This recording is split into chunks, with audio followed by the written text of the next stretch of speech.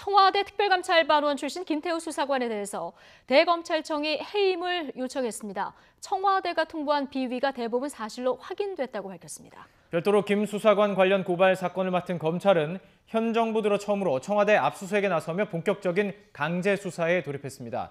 사회부 조성호 기자와 연결해서 자세한 이야기 들어보도록 하겠습니다. 조성호 기자. 네, 대검찰청입니다. 네, 김태우 수사관 비위가 적발돼서 대검 감찰을 받아왔었는데 해임을 요구하는 중징계 결과가 나왔습니다.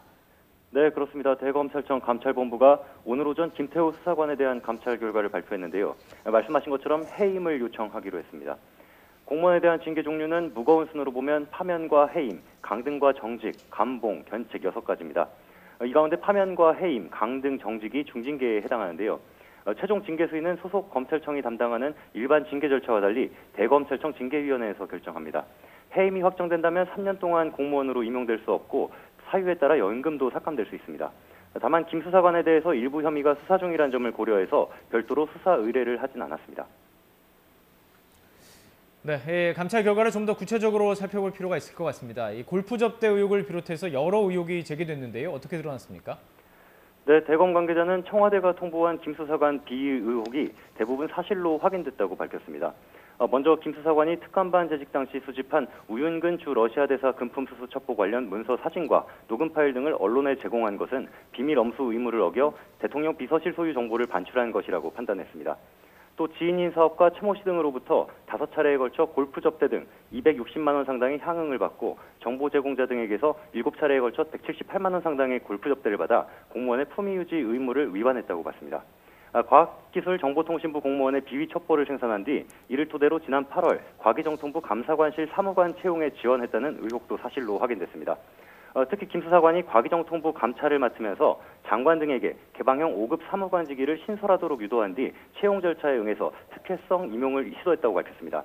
문재인 정부 출범 직후에는 사업가 최 씨에게 특감반에 파견 갈 수 있도록 도와달라고 인사청탁을 하고 최 씨가 뇌물 혐의로 경찰 소환 조사를 받던 날 경찰청에 방문하는 등 수사에 부당하게 개입하려고 시도한 정황도 드러났습니다. 네, 지금 얘기해 주신 여러 가지 의혹 가운데 지금 사업가에게 청와대 인사를 청탁했다 이 부분이 좀 특이하게 여겨지는데 여기 이 얘기를 좀 더 자세히 짚어볼까요?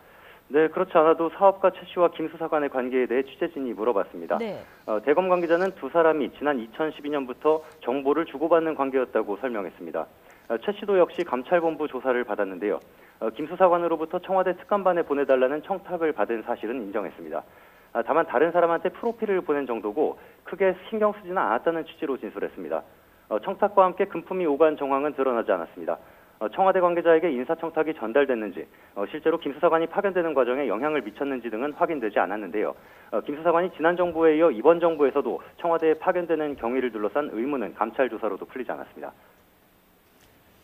이 대검의 징계 청구에 대해서도 김 수사관도 입장을 밝혔죠? 네네. 김 수사관은 변호인인 석동현 변호사를 통해서 남은 징계 절차에서 시비를 가리겠다는 입장을 밝혔습니다. 청와대 측이 자신의 휴대전화를 무단으로 압수해서 확인한 사유로 감찰을 요청했기 때문에 징계 절차 자체가 무효고 자신이 과기정통부 사무관 자리를 신설하도록 했다는 것은 사회통념이나 상식에 맞지 않는다는 겁니다. 또 경찰 수사에 개입하려 시도했다는 것도 의미가 애매하다고 반박했습니다. 또 골프 등 향응을 받았다는 것도 공직자 비위 정보를 얻기 위한 정보 수집, 감찰 활동의 일부였다고 항변했습니다. 그러면서 앞으로 진행될 검찰 수사에서 실체적 진실과 법적인 평가가 제대로 이루어지길 바란다고 덧붙였습니다. 네. 청와대와 김 수사관의 진실 공방은 앞으로 검찰 수사를 좀 지켜봐야 되는 이런 상황인데요. 네네. 어제는 검찰이 청와대를 압수수색했죠. 네, 문재인 정부 들어 처음 청와대가 강제 수사 대상이 됐습니다. 자유한국당이 청와대 비서진을 고발한 사건을 수사하는 서울 동부지검이 청와대 여민관에 있는 반부패 비서관실과 서울 창성동 정부총사 별관에 있는 특감반실을 압수수색했습니다. 다만 청와대가 군사보안시설이어서 검사와 수사관들이 직접 청와대에 들어가진 못했고 임의 제출 형식으로 자료를 확보했습니다. 검찰이 압수한 자료는 김 수사관이 특감반 근무 시절 생산한 각종 첩보 관련 문건 등으로 알려졌는데요. 이와 관련해 이인걸 전 특감반장이나 박형철 반부패 비서관 등이 얼마나 관여했는지, 특감반 첩보 활동이 민간인 사찰에 해당하는지 등을 확인할 계획입니다.